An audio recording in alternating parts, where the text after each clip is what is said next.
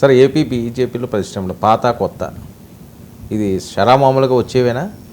పాత కొత్త ఒకటే కాదు, ఎన్నికలు అయినప్పటి నుంచి కూడా బీజేపీ జనసేన కొంత పవన్ కళ్యాణ్ హీరో ఉన్నాడు కాబట్టి వాళ్ళకి ఏం సమస్య లేదు, కానీ వీళ్ళకి హీరో ఈజ్ మిస్సింగ్.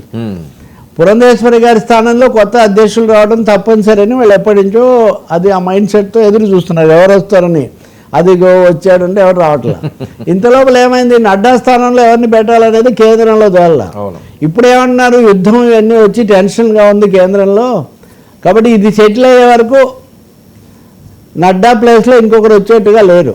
నడ్డాకి ఏదో కొంచెం గీతలు ఎక్కువగా ఉన్నట్టున్నాయి, అదృష్టం ఎక్కువ ఉంది, అందుకని ఇంకా కొంతకాలం నడ్డాని కొనసాగిస్తాము. అక్కడ నడ్డా తేలే వరకు ముఖ్యమైన రాష్ట్రాల్లో నాయకులను నిర్ణయించడం జరగదు. కాబట్టి బీజేపీలో పాత కొత్త నాయకులకు ఈ ప్రతిష్టంభన, కొత్త వాళ్ళని రానివ్వట్లేదు, పాత వాళ్ళకు పట్టు తప్పింది. పురంధేశ్వరి గారే ఉన్నారు ఉదాహరణకు, ఆమె ఎక్కువసార్లు తెలుగుదేశంతోనో కుటుంబంతోనో ఈరోజు కూడా కనిపిస్తున్నారు తప్ప బీజేపీ క్యాంపులో నుంచి ఆమె తక్కువగా కనిపిస్తున్నారు. ఇక బీజేపీలో చూద్దామంటే మళ్ళీ సోము వీర్రాజును తెచ్చి ఎమ్మెల్సీని చేశారు. అంటే మినిస్టర్ ఇవ్వలేదని ఏమన్నా అసంతృప్తి ఉన్నదంటారా పురంధేశ్వరి గారికి? ఇవ్వాలనే వస్తుందనే ఆశ ఉండొచ్చు, ఇవ్వాలనే కాంక్ష మటుకు చాలా ఎక్కువగా ఉంది ఆమె వర్గానికి. గెలిచాము, ఇంత గెలిపించాము, దక్షిణాదిలో ఇంకో ప్రభుత్వంలో మనకు చోటు వచ్చింది, ఇదంతా ఇవన్నిటికీ నేనే కదా వెంటబడింది అనే ఒక అసంతృప్తి ఉండే అవకాశం ఎక్కువగా ఉంది. కానీ బీజేపీ వర్గాలు ఏమంటాయంటే ఆల్రెడీ చంద్రబాబు నాయుడు ప్రభుత్వం ముఖ్యమంత్రి, వాళ్ళ కేంద్రంలో ఇచ్చాము, ఇవన్నీ ఉన్నాయి. అలాంటప్పుడు టీడీపీ ప్రభావము, నందమూరి కుటుంబం ప్రభావం ఎక్కువైతే బీజేపీ యొక్క ఒరిజినాలిటీ దెబ్బతినిపోతుంది.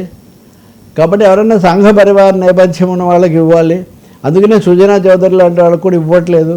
వాళ్ళు సోర్సెస్ అన్నీ ఉన్నవాళ్ళు అయినప్పటికీ ఒరిజినాలిటీ, ఒరిజినల్ కాషాయం అంటే ఎంత డీప్గా కసరత్తు ఉంటుంది కదండి. చాలా చాలా ప్రతి కసరత్తు చేస్తారు. మీరు ఎక్కడెక్కడ కలిసారు ఏంటి అంటారు. ఒకవేళ లేకపోతే కొంతమందిని మంత్రివర్గం నుంచి తెచ్చి కూడా పెడతారు వాళ్ళకున్న అంచనాను బట్టి. అంటే ఏదో మనం వేగంగా మాట్లాడేస్తుంటారు, ఊరికే సోషల్ మీడియా మిత్రులు ఊరికే అనుకుంటుంటారు, కానీ ఏది చిన్నది కూడా జరగదండి. ప్రతిదాన్ని చాలా చేస్తారు. ఒక కాంగ్రెస్లో ఒకప్పుడు ఇందిరాగాంధీ మాట చెల్లినప్పుడు కొన్నిసార్లు జరుగుతుండేవి. ఇప్పుడు హఠాత్తుగా ఎవరో ముఖ్యమంత్రిని పెట్టి ఆమె సంతకం చేస్తే ఇట్లాంటివి ఉండేవి. ఇప్పుడు ఆ పరిస్థితి బీజేపీలో అసలు ఉండదు. నిజం చెప్పాలంటే వర్మ, బీజేపీలో జాతీయ స్థాయిలో కూడా కొంత ప్రతిష్టంభన ఉంది. ఈ తాజా ఉదయమే నేను బాగా దగ్గరగా నాయకత్వానికి ఉండే వ్యక్తితో మాట్లాడుతున్నాను. చూసారా, ఇప్పుడు మేము మోదీ అంటలేదు, సెంట్రల్ గవర్నమెంట్ కేంద్ర ప్రభుత్వం అంటున్నాం అని చెప్తున్నారు. థర్డ్ ఇది కదా ఇప్పుడు 3వ దఫా. సో ఇది అయింది కాబట్టి ఇప్పుడు వాళ్ళు వ్యవస్థాగతంగా చాలా పటిష్టంగా వెళ్ళాలి, భావజాలాన్ని ముందుకు తేవాలి. ఇంకా కేవలం వ్యక్తి మీద దీని మీద వెళ్ళే పరిస్థితి తగ్గుతుంది. ఇంకా మోదీ బొమ్మతో 3 సార్లు గెలిచాము, ఆయన నిలబెట్టి, ఆయన వెనక నిలబడి, ఇంకా అది అయిపోయిందని. కాబట్టి అక్కడి నుంచి కేంద్రం నుంచి ఈ ప్రతిష్టంభన ఆంధ్రప్రదేశ్లో ఎక్కువగా ఉంది. పైగా చంద్రబాబు నాయుడు తమాషా అయిన మాట అన్నాడు ఆ మిత్రుడు. పవన్ కళ్యాణ్ గారేమో చాలా వీరంగంగా మాకంటే ఎక్కువ మాట్లాడుతున్నాడు సనాతన ధర్మం, మాకు పెద్ద డైలమా వచ్చింది ఆంధ్రప్రదేశ్లో. చంద్రబాబు నాయుడు గారేమో మేము ఆశించిన దానికంటే ఎక్కువ విధేయంగా ఉంటున్నాడు. పవన్ కళ్యాణ్ గారేమో ఆయనే సనాతన ఛాంపియన్ అంటున్నాడు.